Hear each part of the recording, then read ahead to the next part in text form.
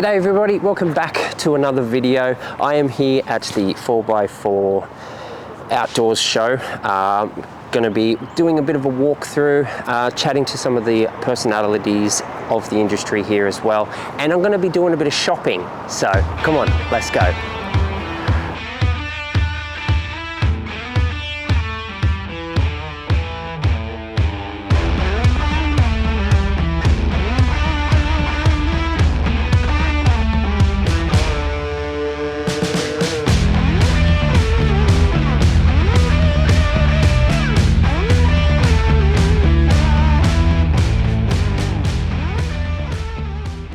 Alright, so I am here at the National 4x4 Outdoor Show. I have Bridget with me. It's nice to be back with you. It's been, how long, 7 months, did you say? Yeah. Since we did... Our first chat at Eastern Creek. Our first chat at the Adventure Show. Yeah. So, how is the new... Well, not new now, but the bus. It's got a new name now, does it? Yeah, well, everyone seems to have named it the Road MILF. The Road MILF. I mean, it's just stuck. If that's what the people want, that's what they'll get. It's an interesting name. Very interesting name. Yeah. Hasn't been since then. Look, when we first spoke about it, I hadn't even driven it. So I didn't know a whole lot about how it was going to go. And then there was no time to wait. We came flying out of the gates, did heaps with it in a very small period of time. Had to deal with a lot of my teething problems while on the go. Yeah. And it's just been just a different car to navigate. Obviously, with the nature of a build like this, I've been taking on stuff that is considerably a lot harder than what I would do in my Hilux. Yes. And that's why you built it, to deal with the harder stuff. Yeah, you got that right. So it's been super fun. Surprisingly, not a lot to learn because I've wheeled a 105 highly detailed before in my earlier pre-YouTube. But in this case, with this car, it just comes with a big responsibility because I know it means a lot to a lot of people. I feel like when I drive it, I'm representing the girls. Yes. And I want to do well with that. Last we spoke, we actually said it'd be good to see more female faces. And I believe that you've had a few female faces along on your Lithgow trip. Yeah. So I'm really lucky that when we have someone on Red Dirt, they never seem to want to leave. They just stay. So I've had some which is a good thing. Yeah, which is a great thing, right? I've had some amazing girls come on some trips that are now Red Dirt full-time residences on the show. So that means that every single month you see their faces and you get to know them. And I do read the comment section and I do listen to what the audience wants. And when people say they want more of people, specific people, I do. I bring them back along, and then I obviously I offer them a position in the brand. Yeah. So on the Lithgow trip, I had some faces that you're probably alluding to, which is Kanisha. She's a big TikToker. Yeah. She drives a car that we call Goldilocks. And then I had Ellie, which everyone knows as Bikini Angler. She's a big Instagrammer. Yeah. And these girls, they went hard. Like I watched the episode. Yeah. They really went up and really lent it. 100%. Moon Rock looked pretty interesting. Yeah. Definitely Moon Rock's not for the faint-hearted, but these are the types of girls, and myself included, if you can say that, will give it our absolute best. And if it's not for ourselves and for our own achievements, it's literally for the audience. Yeah. Right. How are you going? I am good. Yeah? I am good. I've got my first big trip coming next month. Nice. Which is a big reveal for my little tiny channel. Yeah. But I'm actually doing an Outback series. Nice. So I love the Outback. I'm doing the Simpson. Yeah. Uluru. Yeah. So it's going to be an epic trip. Yeah. It was great seeing you, man. Until the next interview. I love seeing you at the shows and catching up on what's happening. Yeah. It's been really good. Yeah, perfect. Awesome. All right. Thank you so much. We'll continue on through the show and see who else we can have a chat to. Perfect. Awesome. Thank you.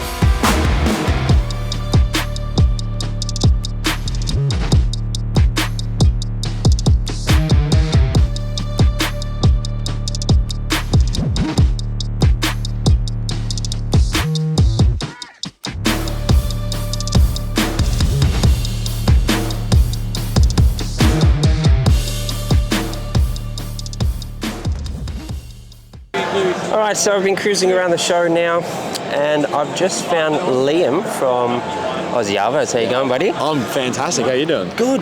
Yeah, just been floating around the show, having a look at a few different things. Plenty to see around here. Yeah, so. it's really good. Get some good ideas for like next builds or your next camping adventure, pretty much. 100%. Speaking of camping adventures, have you got anything planned coming up in the future? Any big trips? I think me and Paddy, the next place we want to go is into the centre. So we haven't really done heaps around the centre. We've heard that Lake Eyre is going to be really interesting in the next couple of months because they've had all this water come in from New South Wales. Yeah. So we're thinking about, it could be a 1 in 100-year event, they say, having Lake Eyre filled. Yep. So we're thinking that might be a possibility the next place we go. But yeah, we'll see what happens. Hopefully it's not too far. Yeah, right. Yeah, because I must be thinking the same because I am actually heading towards the Simpson Desert. Yeah, there you go. And then off of the Ayers Rock and all that sort of thing. So an outback. Yeah, outback tour. It's a tour pretty much. Yeah. But yeah, like I haven't done that. That'd be my first big trip. That's it. Yeah, so, definitely. but yeah, I think being that time of the year should be good. Yeah, there was a bit of rain a few months back. Quite a lot. Yeah, a bit of flooding up there. So I was a bit, are we going to be okay? And are we going to actually get in? Yeah, that's it. I've spoken to a few people now, and it should be right now. Yeah, so hopefully we can get in there. Yeah, that's it. Yeah, so you guys are pretty much based down in Victoria. Yeah, we live down in Melbourne. Yeah. So having the high country in your backyard, like do you do a lot of trips in there, or is it just like it's there and you sort of get over it a little bit, or you're always in there and exploring? I would say we're in there a lot. It is on our doorstep, and we've been there a lot of times, but I don't think you can really get sick of it, I would say. Like, there is so many different tracks and different areas to explore. Like, if you had to put a percentage on it, I've probably only seen 25% of the high country. Yeah, right. It's such a big area. Yeah, so there's really so much to do there. So yeah, we'll always keep going back. Yeah, because you've also, I think your recent one, you did a little bit of fishing. Yeah. You were chasing cod, or is it just chasing whatever you could catch? I mean, fishing's always chasing whatever you can get, but we were targeting cod in that particular trip, and we managed to get onto one in the end, which is pretty good. But yeah, that was a boating trip as well, which is a bit different. Yeah, so. And that wasn't just a weekend, was it? There was a couple of trips. Nah, that was over a number of different missions taking place over like a month or two. So when I have time to go fishing, that's a good chance that's what I'll be doing. Cod's probably one of those real hard fish to you got to work for them. You got to work for them. There's a lot of technique involved. Yeah, there is. Yeah, you got to have the right gear and fish at the right times to maximise your chances of catching one, particularly in like Eildon, like an impoundment, and those big Murray cod are they're not easy to come by. So a lot of work required. That's right, because there's certain times, is it, that you mostly catch them? Yeah, so usually they like to catch them on like the light change, so dawn and dusk is they say the best bite times. When they're most active, they come up into the flats to look for bait. But then also you can catch them throughout the day. Like plenty of people easily, lob a block of cheese in the water and you can pull out a cod literally any time of the day as well. Wow, so yeah. All right, well, thanks for the chat. It's good to talk to you, and I hope you enjoy the rest of the show. Yeah, you too. You've got tomorrow and then... Another big day tomorrow. Yeah. And do you head home? I'm heading back home. Paddy's doing some exploring on the North New South Wales coast with his girlfriend. But yeah, I'll be back doing some stuff at home, maybe some stuff on this thing. So that should be good. Sounds really good. All right. Yeah. Well, thank you. No worries. Yeah. Good to talk to you. Likewise. All right, so I was just talking to Liam, and now I have Pat from AUSSIE ARVOS. So, how you going, buddy? Yeah, pretty good. At the Sydney show once again. Yeah. But now with the shiny new 80 series, with all its new paint job, bar work. It looks pretty schmick, I'm not going to lie. But so there was a lot of like a design aspect to actually getting all of this done, wasn't it? Yeah, for sure. Like all the bar work was all new. It hadn't been done before in an 80 series. So all the CAD work we 3D scanned, all the front end of the car, rear bar. There's a lot of CAD work, a lot of design work. And then obviously with the painting itself and all the panel work that went into that, it was a fair bit of stuff that we hadn't really done a lot of on the channel. So it was really cool to go through the process. And, exactly. Like the whole process of, and like it was even on the computer. You had sensors or something. Wasn't it? 100%. So we didn't want to just film like just getting a new bar on. We wanted to go through how they actually do it, like how they make it, how they scan it. And nowadays, they can 3D scan. They can literally put little dots and markers on it, run 3D scanner, which is basically just shoots like photons out, it gets reflections back and builds a 3D model of the car, which then really they can put into CAD and then actually start to build the model of the bar. Yeah, because you can literally just see it unfold on the screen without having anything on it. Yeah, so exactly. it's like, is it going to work? Yeah, is it exactly. Be all right? And it's funny, like, they take it out of CAD and put it on the bender, and it just pops out. And like you guys saw in the video, like this is that bit of tube that we put through the bender, and now it's on my car. And it's pretty cool that it can go from a computer model into something that's physically real. So yeah, it's really good. And new rooftop. Yep, new rooftop tent, Ocam Night Sky 15. So this one's, I feel like, a pretty big improvement over my last one. Just in fitting all my bedding in. So it's like it's been so nice to camp out. I'm just having like electric blanket in there and all the stuff, like power up there. It's pretty luxury. A little bit of luxury. It is. It's real nice. Instead of Liam being in a swag and you're in like a 5-star in the penthouse. penthouse sort of thing. So that's really. And so you've also got another trip coming up. Yeah. So tomorrow I leave from Sydney. I'm going up the coast. Pretty much no further than Brisbane, but my girlfriend's coming along with me. We're going to be doing a lot of camping, hopefully some beach forward driving, and just visit all these places on the coast that I haven't been to before. So it should be a good trip. Is that a week? Did you say? Probably about 2 to 3 weeks. So so it's decent. Should be a decent time. A good enough time to properly get to use some of the new camping gear and put the car through its paces. Testing everything out. Yeah. So it should be good. Yeah. Awesome. Yeah. All right. Well, that sounds like a really good trip. Yeah. I was talking to Liam earlier that I'm actually got a big trip coming up. Yes. Simpson. Yeah. So sounds very exciting. That's going to be a big trip. But so if you were going to do a bigger trip, say, what would the sort of things that you would take with you? Something like that. Spare parts, obviously, very important.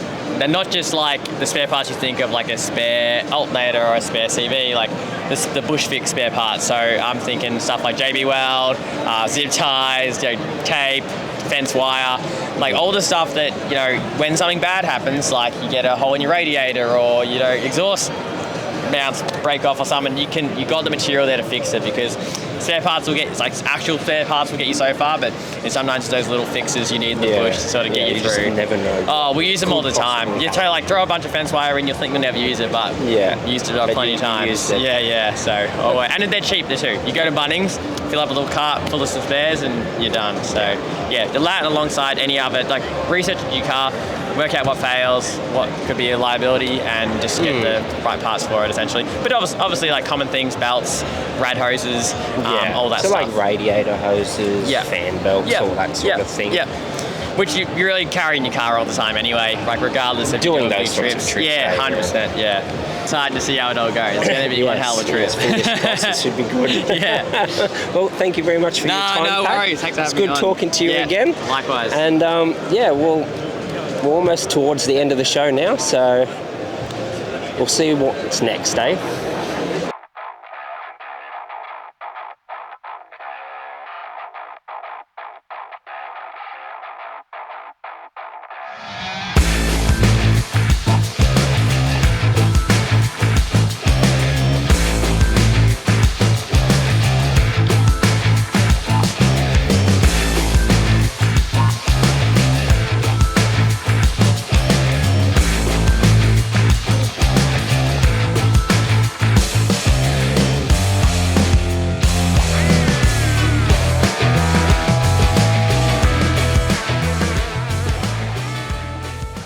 Right, so I am doing a little bit of shopping whilst I'm here at the National 4x4 show. I'm here at the MSA 4x4 stand, and I am getting a new fridge slide. So this upcoming outback trip that I'll be doing, because I'm probably going to be on the road for about a month, so I had to upgrade my fridge, which is a 75 litre Dometic, and then because I'm only running a 38 litre Ingle, I had to upgrade the slide to a bigger slide. So I went with the MSA. I've been very happy with them. So this will be going in the next couple of weeks, and hopefully will be off our Outback series. I do have a couple of little trips coming up before I leave for the big one, but yeah, I'll let you guys know, and I'll keep you updated to all what I've done to the vehicle so far. All right, I've gone and done it again. I've done a little bit more shopping at the show. These discounted prices you cannot get away with. So you can see behind me, something looks a bit similar. So the actual rooftop there is the same one that I'm running on my Toyota Hilux. So that there is the Orion 1400. It's probably been about 12 months since I've bought the rooftop, so I have been really happy with the rooftop. Now, I've done some shopping and I've gone out and bought a 270 awning from Ironman. So it's got magnetic connections, so it's not hardwired, so it's magnetic. So you've also, the actual awning itself, you can put it inside the channels of the rooftop tent. So what that does is it lifts it up higher, so you've got more headroom, and it's not actually sitting on like a bracket that's sitting on the, like a roof rack. So I've gone with that. It's a bit easier. But yeah, we'll go and have a look at the awning itself, a couple little bits and pieces of it. So let's go have a look, shall we?